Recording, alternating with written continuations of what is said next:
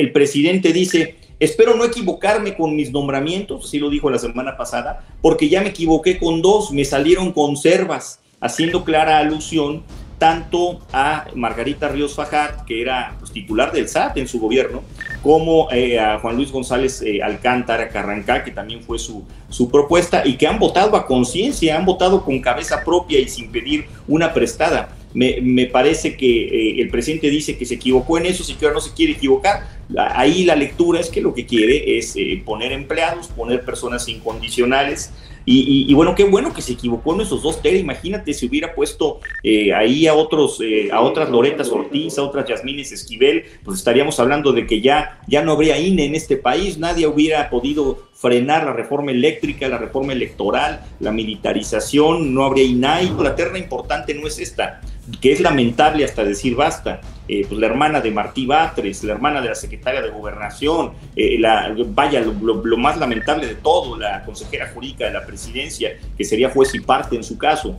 Creo que lo grave sería que vinieran perfiles todavía peores en la segunda terna y que sea esto una trampa del presidente. Yo creo que hay otro tema también muy importante y te lo quiero preguntar. Tú eres diputado, sé que esto se decide en el Senado, pero ¿cómo ves lo de la propuesta del presidente López Obrador para sustituir al ministro o lo que queda de ministro Saldívar? ¿Cómo ves esto? Ya sé que tú eres diputado, que es una decisión que depende de la otra Cámara, pero pues tú estás en el mundo legislativo. ¿Cómo ves esto? A mí me da mucho miedo que rechacen la primera, que rechacen la segunda terna y que finalmente el presidente termine por mandar a quien le dé la gana. ¿Cómo se puede detener esto? ¿Ves condiciones para que se detenga, Jorge? Mira, es complicado, Tere, porque este sistema para elegir ministros de la Corte está hecho pues en la inteligencia de que se obligue a los actores políticos, a las fuerzas políticas, a que tengan un consenso, a que se sienten a dialogar y tengan un consenso. Y eso es lo que había sucedido, por lo menos de 1994 a la fecha. Hasta este sexenio nos hemos enfrentado a un presidente que abusa de esta facultad que tiene, que lleva las cosas al extremo para poder imponer a quien quiera. Y mira, el presidente dice, espero no equivocarme con mis nombramientos, así lo dijo la semana pasada, porque ya me equivoqué con dos, me salieron conservas, haciendo clara alusión tanto a Margarita Ríos Fajat, que era pues, titular del SAT en su gobierno, como a Juan Luis González Alcántara Carrancá, que también fue su propuesta, y que han votado a conciencia, han votado con cabeza propia y sin pedir una prestada. Me parece que el presidente dice que se equivocó en eso, si que ahora no se quiere equivocar.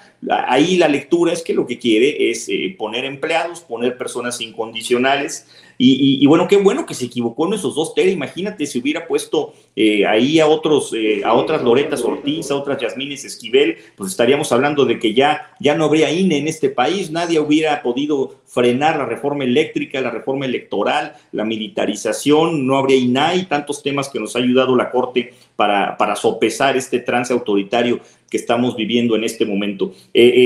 Bueno, los senadores tendrán que tomar una decisión. Ciertamente el trámite es como tú lo apuntas. Si se rechaza esta primera terna, vendrá una segunda terna. Y si se vuelve a rechazar, porque se requieren 2/3 partes de los votos que no tiene Morena, bueno, pues entonces el presidente va a designar basado en esta última terna. Por lo tanto, la terna importante no es esta, que es lamentable hasta decir basta. Pues la hermana de Martí Batres, la hermana de la secretaria de Gobernación, lo más lamentable de todo, la consejera jurídica de la presidencia, que sería juez y parte en su caso.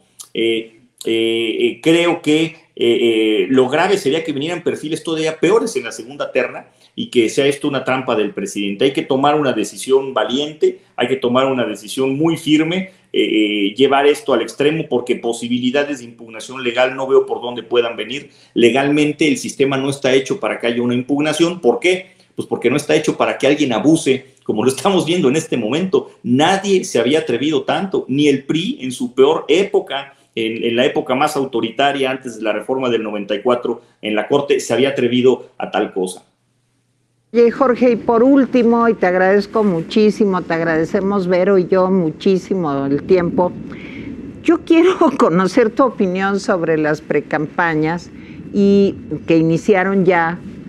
Y hay un tema que a mí me llamó mucho la atención, que son los 17 sueños de Claudia Sheinbaum. O sea, sí me parecieron pues como de pesadilla, porque es como si estuviera poseída, como la niña del exorcista, por López Obrador. O sea, de pronto siento que se va a empezar a transformar en López Obrador, que se le va a poner el pelo blanco. Para una película de terror sería un gran argumento, porque, híjole, ese fusil mal hecho de Martin Luther King con I Have a Dream, y ahora transformado en Yo tengo un sueño, que es volverme López Obrador, pues sí me dio pánico, mi querido Jorge Triana, no sé cómo la veas. Sí, por supuesto que a todos nos genera pues miedo y nos genera pues muchísima incertidumbre. Mira, hay una cosa aquí, lo que no pudieron hacer, Tere, lo que no lograron hacer en el 2018 difícilmente lo van a poder lograr hacer en el 2024, ¿no? A reserva de que nosotros los ciudadanos lo permitamos. Más allá de los resultados finales de una elección presidencial, no tengo duda, sin temor a equivocarme, de llegar a ganar esta señora. Toco todas las maderas posibles, las maderas preciosas, el pino, toco el cartón incluso haciéndolo pasar por madera, toco todo lo posible para que eso no pase, pero en el catastrófico caso en que suceda, seguramente se va a encontrar con un Congreso que no va a poder controlar, donde no va a tener una mayoría flexible como la ha tenido Andrés Manuel López Obrador, sobre todo en sus 3 primeros años, y va a ser muy difícil que este sueño se vuelva realidad, se va a quedar en un sueño líquido como ella lo